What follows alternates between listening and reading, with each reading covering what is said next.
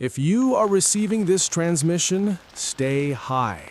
Do not go down into the valleys. Do not try to drive the highways. If you can see the sky, stay where you are. If you are in the mist, I'm sorry. My name is Elias Thorne. I'm broadcasting from Tower 44, The Needle, in the Cascade Range. I don't know what the date is anymore. My calendar says it's October, but the sky hasn't changed color in 3 weeks. It's just gray. A grinding, shifting gray that sounds like sandpaper against the glass. Used to be, I came up here to watch for smoke. I was the guy who spotted the fires before they could eat the world. Now, the world is gone, buried under a mile of sharp air, and I'm the only thing left sticking out of it. This isn't a story about how we fixed it. It's a story about how I didn't die when the air turned into glass. If you're listening, save your batteries. Turn the volume down. Let me tell you how the lights went out. Welcome back to The Frequency. If you're new to the channel, subscribe and keep your radio charged. Let's begin. Before the fall, the job was boring. That's why I took it. Fire lookout duty isn't for people who like conversation. It's for people who are trying to get away from something, or people who just function better when the nearest human being is 20 miles of logging road away. I was a bit of both. I'd spent 10 years as a structural welder in the city, breathing fumes and listening to noise that never stopped.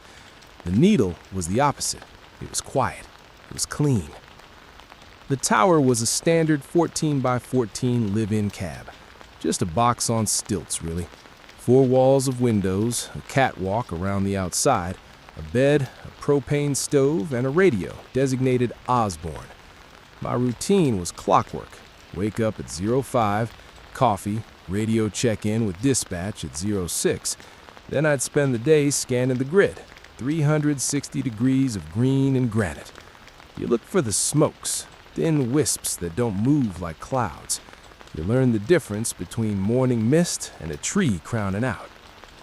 It was mid-September. The season was supposed to be winding down. The huckleberries were drying up, the bears were getting fat, and the air had that sharp, cold edge that meant snow was coming. I had 2 weeks left on my contract. I was already packing my gear in my head. I had a duffel bag half filled with books I'd already read and dirty laundry. I was thinking about a burger, a greasy double-patty cheeseburger from a diner in Cedro Woolley. That was the biggest concern in my life, a burger. The first sign wasn't a siren. It wasn't an explosion. It was the birds. I was sitting on the catwalk, repairing a bootlace, when I realized the silence was wrong. Usually you hear ravens, jays, the wind and the firs, but the air went dead flat, not quiet, vacant. Then the radio clicked. It was Sarah, the dispatcher down in the Valley Station. She usually sounded bored, spinning a pen while she talked. That day, her voice was tight, like she was trying to swallow a cough. Tower 44, this is base. You seeing anything weird on the western horizon? Over. I grabbed my binoculars. Base, this is 44. I've got some atmospheric distortion, Sector 9. Looks like a heat inversion, but the color is off. Is there a burn I didn't get a slip for? Negative 44. Seismic sensors are lighting up like a Christmas tree. We're getting reports of ground fissures near the coast, big ones. But the weird part is the pressure. The barometer just dropped through the floor. I watched it for 10 minutes. The purple bruise on the horizon turned into a wall. It wasn't moving like a weather front. Weather fronts have shape. They have clouds that tumble. This was a solid sheet, a curtain being pulled across the world. And it was fast, faster than any wildfire I'd ever seen. Then the mountain shook. It wasn't the violent shaking of a quake that knocks you down. It was a hum, a deep, resonant frequency that vibrated my teeth. It felt like the granite peak I was standing on was a bell, and something deep underground had just struck it. 44, base. We are evacuating. The air quality index just hit... God, that can't be right. It's off the scale. Elias, if you can hear me, seal the cab. Do not come down. Repeat, do not. It took 20 minutes for the wall to cross the valley. In that time, I realized two things. One, this wasn't smoke. Smoke billows. This stuff poured. It flowed like water, filling every canyon, every creek bed, rising up the slopes like a bathtub filling up. Two, it was heavy. I saw a flock of geese try to fly over it. As soon as they dipped into the top layer, they just dropped. They didn't glide down. They fell like stones. I remembered Sarah's last words, seal the cab. The tower wasn't airtight. It was built in the 1950s. There were gaps in the floorboards, vents in the roof, spaces around the window frames where the wind whistled through every night. I had to close them. I went into a fugue state, survival mode. I grabbed the duct tape, the good stuff, the Gorilla tape I used for boot repairs. I ran a line around every window frame. I stuffed my dirty laundry into the roof vents. I wrestled the mattress off the bed and shoved it against the door for insulation. I didn't know what was coming, but I knew I didn't want it inside with me. When it hit, it didn't sound like wind. It sounded like someone was throwing handfuls of sand against the glass. Hiss, scratch, grind. The light in the room died instantly. 1 second, it was afternoon. The next, it was a deep, sickly twilight. The sun was just a dim copper coin trying to push through the muck. The smell came through first, despite the tape. It smelled like sulfur and ground rock, like the sparks from an angle grinder. I tasted cocker in the back of my throat. I pulled my shirt up over my nose and mouth, my eyes watering. The dust was so fine it was finding microscopic ways in. I scrambled for my fire gear. We kept emergency smoke masks in the lockbox. Not full oxygen tanks, just heavy-duty respirators for when the smoke got too thick to breathe during a burnover. I strapped the mask on tight enough to bruise my face. I put on my cutting goggles. And then, I just stood there. I waited to die. I sat in the middle of the floor holding the rifle I didn't need, listening to the world being sanded down. I thought the glass would break. Every gust of wind sounded like a hammer, but the old panes held. They were thick, tempered from mountain storms. They frosted over, turning into privacy glass, but they held. Night came, but it wasn't normal darkness. It was a suffocating black. No stars, no moon, no lights from the towns in the valley. Usually, on a clear night, I could see the glow of Seattle way off to the west, or the headlights on the logging roads. Now, nothing. It was like someone had poured concrete over the entire state. I must have passed out from the stress. I woke up because of the silence. The wind had died down. The grinding noise stopped. I pulled the mask off, testing the air. It was cold, stale. It smelled like ozone and wet stone, but it was breathable. The dust had settled, or at least the heavy stuff had. I went to the east window. I rubbed the glass, but the haze wouldn't wipe off. The outer surface was pitted. I had to press my face right up against the pane to see, and when my eyes adjusted, my brain couldn't process it. The world was gone. The valleys, the forests, the roads, buried. The cloud layer had settled at about 5,000 feet. It looked solid enough to walk on, a flat, white ocean of silica and gas. Above it, the sky was a pale, jaundiced yellow. The sun was there, but it looked weak, filtered through layers of atmospheric ash. I stepped outside. The catwalk was covered in an inch of gray powder. It looked like snow, but when I kicked it, it didn't melt.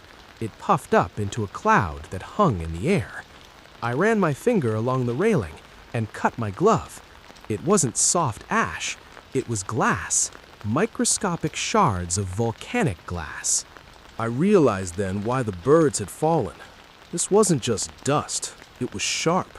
Breathing this for an hour would turn your lungs into hamburger. It would clog a car engine in minutes. Down there, under that white blanket, everything was dead. Or dying. I ran back to the Osborne. I cranked the squelch and started scanning channels. Emergency bands, forestry channels, AM, FM, most of it was just a wall of static. The electromagnetic interference from the dust was massive. But then, on a repeater channel from a ridge to the south, I heard something. Anyone higher up? Engine's dead, choked out. We're at the lodge. Glass in the... Oh, God. This is Tower 4-4. I hear you. What is your location? Over. Nothing came back, just the sound of a man drowning on dry land. I sat there for a long time, staring at the radio. I looked at my supplies. I had 10 gallons of water, 12 cans of chili, a bag of rice, and a propane tank that was half full. I wasn't a prepper. I was just a guy waiting for a burger. I walked to the map table. I took a red marker and drew a circle around the needle. Then I drew a line at the 5,000-foot contour interval. That was the new coastline. Everything below that line was the deep ocean. Everything above it was an island. And I was stranded on the smallest island of them all. The first week wasn't about heroism. It was about math. Survival is just a subtraction problem that you're trying to solve before the answer hits 0. I had 14 days of food if I ate normally, 28 days if I was miserable, 40 days if I wanted to starve slowly. But food wasn't the immediate killer. The killer was the dust. The glass, that's what I started calling it, didn't stay outside. It was finer than flour. It found ways in. If the wind blew from the north, it pushed through the keyhole. If it blew from the west, it seeped through the floorboards. I woke up every morning with a layer of grit on my teeth. It felt like I had been chewing on a chalkboard. I realized quickly that mechanical things were going to die first. The dust wasn't soft. It was silica, micro shards of rock. It got into the threading of my water bottle cap. It got into the action of the rifle. It was sanding the world down, particle by particle. If I didn't keep the air in the cab clean, it would sand the inside of my lungs down, too. I had to build a second skin for the tower. I used what I had. I took the spare bedding and duct-taped sheets over the windows, creating a dead air space between the glass and the room. It dimmed the light even more, turning the days into a perpetual twilight, but it slowed the draft. Then I built the filters. You learn fast that you can't just stop breathing. I crushed charcoal from my stove supply to make activated carbon, or close enough to it. I layered it with cotton from my spare shirts. It wasn't a HEPA filter, but it caught the grit. The air inside the cab started to smell less like ozone and more like burnt wood and stale sweat, which, believe me, was an improvement. Water was the next variable. I was surrounded by snow, but it was poisoned. I went out on day 4 to harvest. The drift on the roof was heavy, like wet concrete.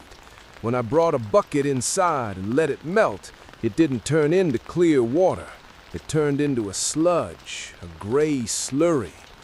If you drank that, the glass would shred your stomach lining. You'd bleed out internally within a week. So I had to distill it. I set up a pot on the propane stove, ran a copper tube from the refrigerator coil, which I ripped out, and created a condensation loop. It took hours to get a single liter of clean water, but when I tasted it, it was pure. It tasted like life. But the hardest part wasn't the work, it was the listening. At night, when the wind changed direction, the acoustics of the mountains played tricks. The cloud layer below acted like a sound dampener, but it also carried things, strange things, sounds that shouldn't be there. Sometimes it sounded like a train braking. Sometimes it sounded like a building collapsing, big structural deaths happening deep in the fog. I imagined the cities, Seattle, Tacoma, just folding in on themselves under the weight of the ash. But then, on the 6th night, I heard something else. The tide was rising. The cloud layer wasn't static. It fluctuated with the temperature. That morning, it was high, swallowing the lower ridges I used as landmarks. I was cleaning the solar panel, trying to get a few more amps into the battery bank when I saw the wake. At first, I thought it was a wind shear, a current of air pushing through the fog. But wind doesn't leave a wake. This was something solid moving through the gas, parting it, and it was big. The wake was wide enough to fit a freighter. I held my breath. My brain tried to categorize it. A landslide? No, too slow. A river of mud? No, the terrain didn't flow that way. It moved with intent. It banked around the spire. It was navigating. I saw a ridge, a spine, black and slick. It rose up like a whale breaching, then slid back down. No sound, just the visual ripple of the clouds. I lowered the glasses, my hands shaking. I told myself it was hallucination, isolation sickness, oxygen deprivation. That was the moment the fear changed. Before, I was afraid of starving. I was afraid of the cold. Now, I was afraid of being seen. I realized I was sitting in a glass fishbowl, lit up by the sun, perched on a dinner plate while something leviathan was swimming in the soup just below my feet. I went dark. I taped garbage bags over the lower windows. I stopped using the lantern at night. I lived in the red glow of the radio's standby light. I became a ghost in my own tower, and I started listening to the radio not just for rescue, but for intelligence. The radio was mostly dead. The static from the charged particles in the air washed out most signals.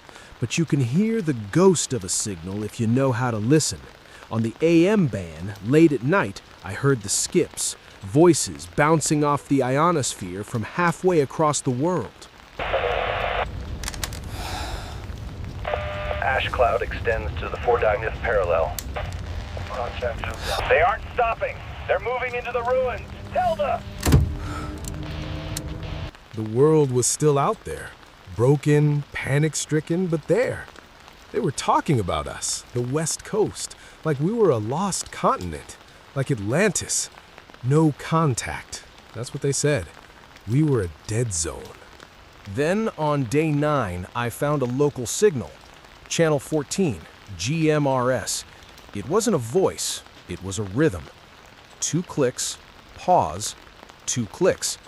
It was coming from the southeast. Faint, weak, but purposeful. Iron Cap. There was another fire tower on Iron Cap, about 12 miles away across the valley. It was higher than me, 7,000 feet. If someone was there, if someone was alive. I thumbed the mic. I wanted to scream hello. I wanted to beg for a human voice. But I remembered the wake in the clouds. If I broadcast, I'm a beacon. I'm a ringing dinner bell. So I didn't speak. I clicked back. Click, click. They heard me. The relief of contact didn't last long. The weather turned on me. A low-pressure system moved in over the ash cloud, churning the atmosphere into a blender. The wind hit 70 knots. The needle was designed to sway. It had to be, or it would snap. But this was violent. The whole room lurched like a ship in a storm. I was checking the north face seals when it happened. Not a window breaking, that would have been too simple. It was the frame itself. The old wood, dried out and brittle, just gave up. It happened in slow motion and fast forward at the same time. The frame split, the tape ripped, and the storm came inside. It wasn't just wind, it was the glass. It blasted in like a sandblaster. It hit the far wall and stripped the paint off instantly. I couldn't breathe. The air turned into grit instantly. I scrambled for my mask, my eyes burning, my throat seizing shut. I felt the sand coating my tongue. I knew I had seconds before I was incapacitated. I grabbed the mattress. The wind fought me. It wanted to push the mattress back, wanted to keep the hole open. I screamed into my mask, digging my boots into the floorboards and threw my shoulder into it. I jammed the mattress against the fractured frame. I braced it with the splitting maul. Then I grabbed the duct tape. I used the whole roll. I taped the mattress to the wall, to the floor, to the ceiling. I sealed the edges until my fingers were bleeding. The howling stopped, replaced by the muffled thumping of the mattress against the broken wood. The room was compromised. The air was full of suspended silica. I couldn't take the mask off. Not yet. I had to wait for it to settle. I sat there for hours, listening to the storm beat against my patch job, and I wiped a trickle of blood from my lip. I had swallowed enough dust to damage something. It took 2 days to clean the cab. 2 days of wiping, shaking out blankets, and obsessively checking the seals. I slept in the mask. I ate quickly, holding my breath between bites. The needle wasn't a fortress anymore. It was a leaking lifeboat. I knew I couldn't stay forever. The tower was rotting, the supplies were finite, and the weather was only going to get worse as winter deepened. I needed an ally. I needed to know who was clicking that radio. The sun broke through for 10 minutes that afternoon. I aimed my signal mirror at Iron Cap. I flashed the sun at the distant peak. SOS? No, just presence. I am here. I waited. Then I saw it. A glint of light. Not a mirror. It was red. A road flare. Someone lit a flare on the catwalk of Iron Cap. Red fire against the gray sky. It burned for 5 minutes. It was the most beautiful thing I had ever seen.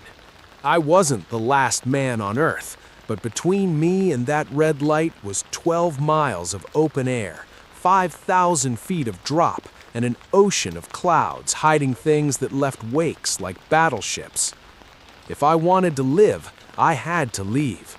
But leaving meant going down, and going down meant entering the kill zone. Leaving was a suicide mission. Staying was just suicide on a schedule. That's what I kept telling myself. The math on the wall didn't lie. I had 12 days of food left. The propane was down to 20%. And the tower? The tower was groaning. Every gust of wind shifted the frame a millimeter more. The needle was dying. The route to Iron Cap wasn't a straight line. It was a 12-mile traverse along the spine of the Cascades. I had to stay high. If I dropped below 5,000 feet, I'd be walking into the fog. The problem was the saddle, Devil's Saddle. It was a narrow bridge of rock connecting the two peaks, and on the topo map, its elevation was exactly 5,050 feet. 50 feet of clearance. That was my margin of error. If the cloud layer rose because of a temperature shift or a storm surge, the saddle wouldn't be a bridge, it would be a ford, and I'd have to wade through the glass to get to the other side. I spent a day just weighing ounces. When you carry your life on your back, you become ruthless. Extra socks? Yes. Clean underwear? No. Ammo? All of it. Books? I tore the last 10 pages out of my favorite novel and burned the rest. I couldn't carry the weight of the past. Communication was my lifeline. If I got lost or broken, Iron Cap needed to know. I sealed the handheld radio like it was a holy relic. I agreed on a protocol with the silence. I would click twice every hour. If Iron Cap saw me or heard me, they'd light another flare at dusk. If they didn't, well, at least I'd die trying to reach someone. I ate a final safety meal. A weird concept. You gorge yourself on perishable calories so you don't have to carry them, and so your body has a fuel reserve for the initial shock of the cold. Canned peaches, stale crackers. It was the best meal of my life because I knew the next one would be cold rice in a snowbank. My clothes weren't enough. Standard hiking gear breathes. If it breathes, the dust gets in. If the dust gets in, it chafes your skin until you're raw. Then it enters the bloodstream. I needed a sealed system. I didn't have a hazmat suit, so I built one. I started with the base. Wool, then Nomax, then rubber. The void suit, I called it. It was ugly as sin. I taped my boots to my pant legs. I taped my gloves to my sleeves. I created a continuous membrane of rubber and nylon. The head was the tricky part. I couldn't tape it permanently because I needed to eat and drink eventually. I rigged a cowl using a cut-up dry bag and Velcro strips I salvaged from a gear pouch. It created a hood that overlapped my mask. It wasn't airtight, but it would stop the direct spray of the wind. The standard N95 filters would clog in an hour of heavy exposure. I needed surface area. I rigged lungs, 2 canisters of crushed charcoal and cotton mounted on my pack shoulders, connected by tubing to the mask. It made me look like a diver from a 1950s sci-fi movie, a deep-sea diver for an ocean of air. I did a movement check. I could walk, I could climb, I could aim the rifle. But I was hot, immediately hot. The suit didn't breathe. My sweat had nowhere to go. I knew hypothermia would be a risk the second I stopped moving. My sweat would freeze against my skin. The rule became simple: don't stop. The rifle was wrapped like a mummy. If I had to fire it, the plastic would melt or rip, but the first shot would be clean. That was all I expected to get, one clean shot. I looked at the cab. It was a prison, but it was a warm prison. Leaving it felt wrong. It felt like stepping out of a submarine at the bottom of the trench. My hand hovered over the deadbolt. I had to force my muscles to turn it. The noise hit me first. Inside, the wind was a drone. Outside, it was a scream. The needle was vibrating under my boots. I grabbed the railing, terrified the wind would just peel me off the mountain. The air was thick. I could feel the grit hitting my goggles. Tick, tick, tick. I checked my mask seal. Good. I checked the tubes. Good. I started down the stairs. The wooden steps were slick with glass ice, frozen moisture mixed with silica. It was like walking on greased sandpaper. I had to grip the freezing metal rail with both hands. When my boots hit the granite, I felt a weird finality. I was off the structure. I was on the earth. I turned back to look at the tower one last time. It looked like a tombstone on a pedestal. I turned my back on it and looked south. The ridge line was narrow. In summer, it was a scramble. In this, it was a tightrope. The wind was hitting me from the west, trying to push me off the edge and into the eastern valleys. I had to lean into it, walking at a 45-degree angle just to stay upright. The first hour was a hallucination of focus. I didn't look at the view, I looked at my boots. Step, plant axe, test rock, step. The dust swirled around my ankles like dry ice. Sometimes the cloud layer would surge up, licking at the rocks 10 feet below me, then recede. It was breathing. I made the first checkpoint, a cluster of boulders called the Anvil. I crouched in the lee, out of the wind, and checked the radio. I keyed the mic inside the bag. Click, click. I waited. I stared at the static-filled horizon. Nothing definitive, maybe a glint, but I had to trust it. I stood up to keep moving, and that's when I saw the tracks. They weren't footprints.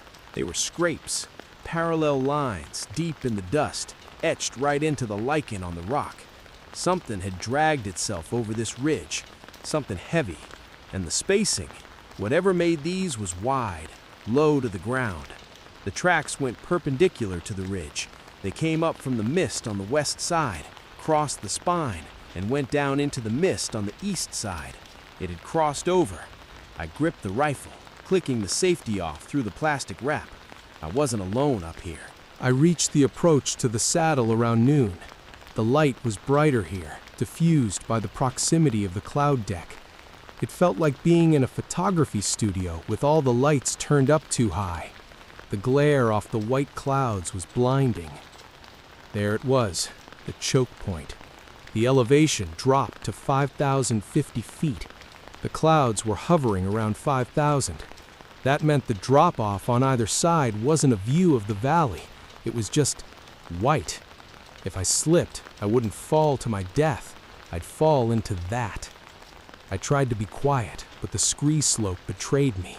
Every step sent a cascade of shale rattling down into the fog. It sounded like gunfire in a library. I froze, waiting for a reaction. The vibrations started in my boots again, that low hum. But this time, it wasn't coming from the ground deep below. It was coming from the side, to my left, just under the surface of the cloud deck.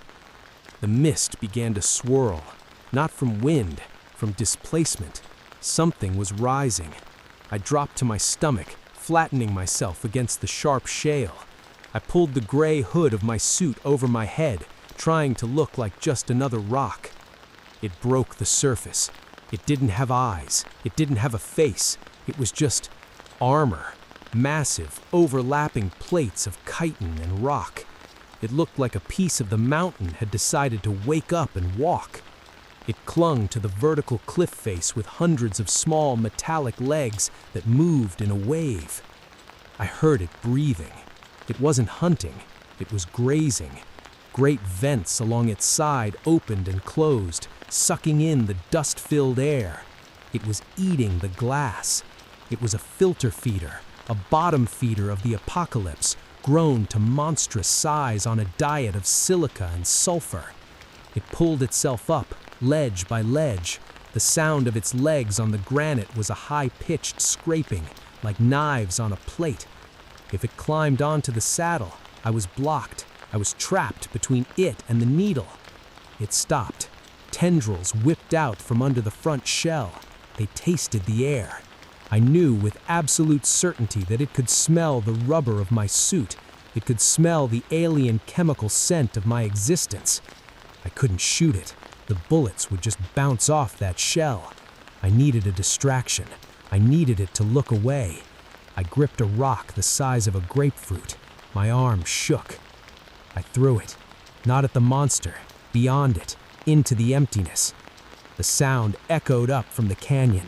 The creature's tendrils snapped toward the noise. The legs engaged.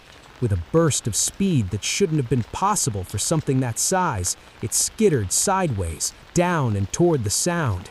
It disappeared back into the mist. I didn't wait to see if it came back. I scrambled up. I ran. I ran across the saddle, sliding on the rocks, my lungs burning, the filter box on my back bouncing. I crossed the death zone in a sprint, expecting a claw to grab my ankle every second. I scrambled up the far slope, clawing at the roots of dead pines, pulling myself up until my muscles screamed. Only when I was 500 feet above the saddle did I stop. I looked back.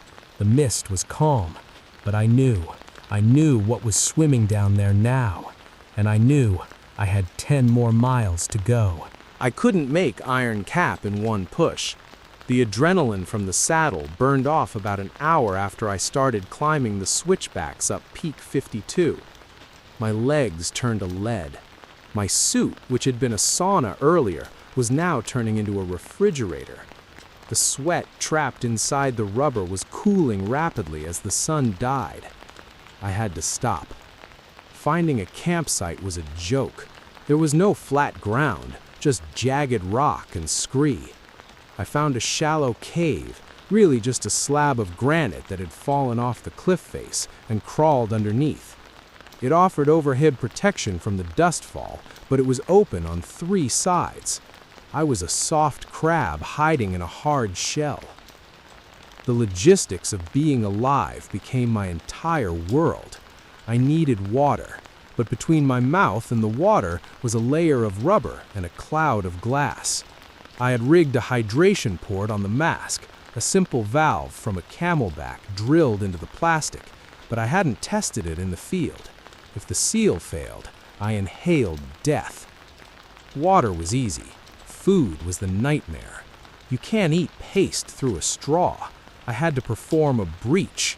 I crawled deeper into the bivy sack, pulled the opening tight around my chest, and waited for the dust to settle inside the small silver cave.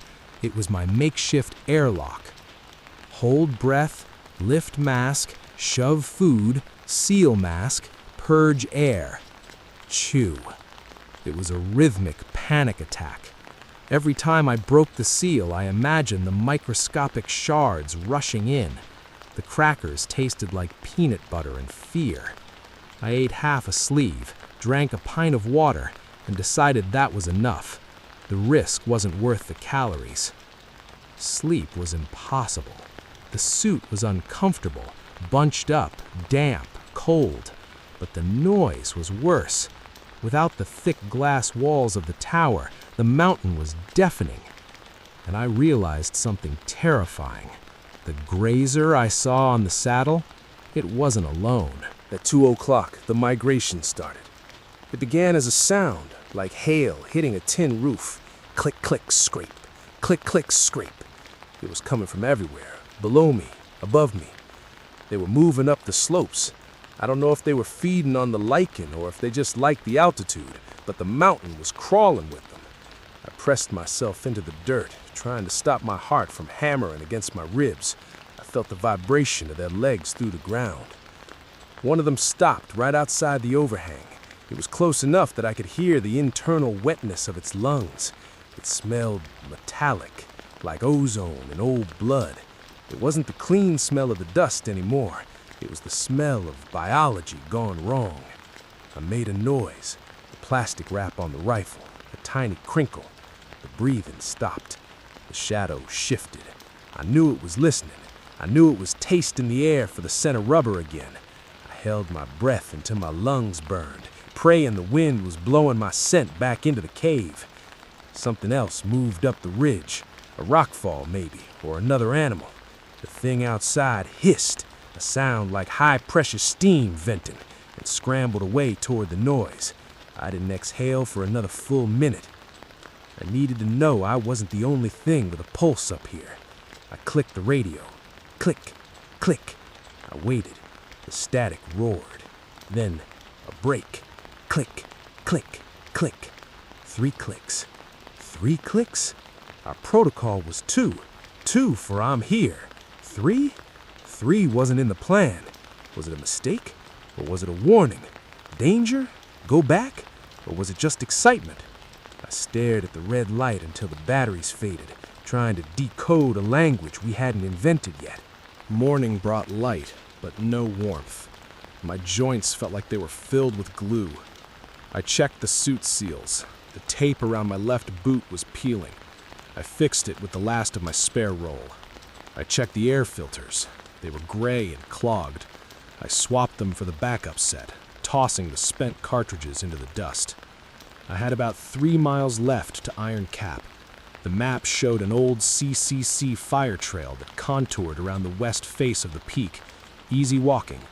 Except the map was from before the world shook. The trail was gone. A landslide had taken out the whole face of the mountain. I stared at the washout. It was a chute of loose shale and volcanic glass, angled at 45 degrees. If I slipped, I'd slide 500 feet down, shredding my suit on the rocks before I even hit the cloud layer. But going up and over the peak would add a day to the trip, a day I didn't have supplies for. I chose the slide. Call it impatience, call it hypoxia. I stepped out. The ground moved under me like fluid. I had to move fast, light steps, keeping my weight forward. Don't look down. Don't look down. Halfway across, the mountain tried to shake me off. A slab shifted under my right boot. I slipped. I slammed my shin into a piece of jagged granite. I felt the impact through the rubber, through the Nomex, right into the bone. Pain shot up my leg, white and hot. I didn't scream. I just stared at the tear. The gray dust was already settling into the gash, working its way toward the fabric underneath. If it got through the Nomex, it would be against my skin. Field surgery. I slapped a strip of tape over the tear, praying the dust on the surface wouldn't keep it from sticking. I burnished it down with my thumb, pressing hard. It held. Barely. I scrambled the rest of the way across on hands and knees, looking like a panicked spider. When I hit the solid trail on the other side, I almost vomited from the adrenaline dump. My leg throbbed. The patch was a weak point now, a kick-me sign for the universe. But when I looked up, I saw it. Iron Cap. It looked different than the Needle. It was a newer model, built in the 70s. Steel frame, flatter roof. But even from a mile away, I could see it had been modified. They were antennas, ham radio arrays, dipoles strung up like spider webs between the rocks. It was fortified. The windows were boarded over with what looked like scavenged metal and plywood. But the chimney, there was smoke. Thin, white smoke. Wood smoke. It was the most welcoming sign I had ever seen. "I'm here," I signaled. I pushed my legs to work, ignoring the throb in my shin. I imagined who was up there. A ranger? A prepper? Just some scared kid like me? I had a picture in my head of a warm stove and a handshake. The fantasy died at the base of the tower. The stairs were gone, chopped down. Someone had taken an axe to the bottom flight, leaving the catwalk hanging 20 feet above the rock, inaccessible. It wasn't erosion, it was defensive. They had pulled up the drawbridge. I waved my arms, I shouted, but the mask swallowed the sound. "Hello, it's me, the radio guy." I felt ridiculous, a spaceman yelling at a fortress. Then a hatch opened. A figure leaned out. They looked professional, real gear, self-contained breathing apparatus. They pointed a megaphone down at me. I expected a welcome. Stop right there. Do not attempt to climb the struts. Show me your hands, drop the rifle. It wasn't a welcome, it was a checkpoint. I dropped the rifle. I raised my hands. "I'm alone," I yelled. "I'm the one clicking the radio." You're alone? You crossed the saddle alone? "Yes, I saw the Grazers. I made it." Come up, fast, before you lead them right to us. I hauled myself up. Hands grabbed my harness, strong hands, and dragged me onto the grating. The trapdoor was slammed shut and bolted instantly. I was lying on my back, staring up at the masked figure. Decon first. Nobody comes inside dirty. Stand up. There were two of them, one with the gun, one with a garden sprayer. They hosed me down, a bleach solution. It smelled like a swimming pool, cutting through the smell of the dust. I stood there, arms out, dripping wet, while they scrubbed the death off my suit. "Clear," the guard said. They opened the door. Warm yellow light spilled out. It wasn't just a lantern, it was electric light. I stepped across the threshold, leaving the howling wind behind, and the door slammed shut with the heavy thud of a bank vault. Iron Cap wasn't a survival bunker, it was a command center. The air inside didn't smell like bleach anymore. It smelled like soldering iron, coffee, and ozone. The windows were boarded up, but they had rigged monitors, cameras wired to the outside, giving them a grayscale view of the hostile world without the risk of looking through the glass. Vera was the one in charge, ex-Forest Service, maybe military before that. She moved with an economy of motion that said she didn't waste calories. Silas was the kid, a communications grad student who had been up here fixing the repeater when the world ended. He was the reason the lights were on. "You kept your radio discipline. 2 clicks. That's the only reason we didn't shoot you. We thought you were a looter scouting the peaks," Vera said. "I didn't think there was anyone left to loot," I said. Vera laughed. It was a dry, rasping sound. She pointed to a large topographic map pinned to the north wall. It was covered in red pins. Not in the valleys, only on the peaks. "We call it the Archipelago, the islands in the sky. Everyone below 5,000 feet is gone, but up here, we're still breathing, we're still talking," Vera said. I stared at the map. I wasn't alone. I wasn't even unique. There were dozens of us. Lookouts, ski patrol stations, meteorological outposts. A thin, fragile web of humanity clinging to the jagged spine of the continent, looking down at the toxic ocean. "You saw a grazer, didn't you, on the saddle? That's how you got the tear in your suit. You ran," Silas said. Cows, giant armored monsters that could crush a truck, and this kid was calling them livestock.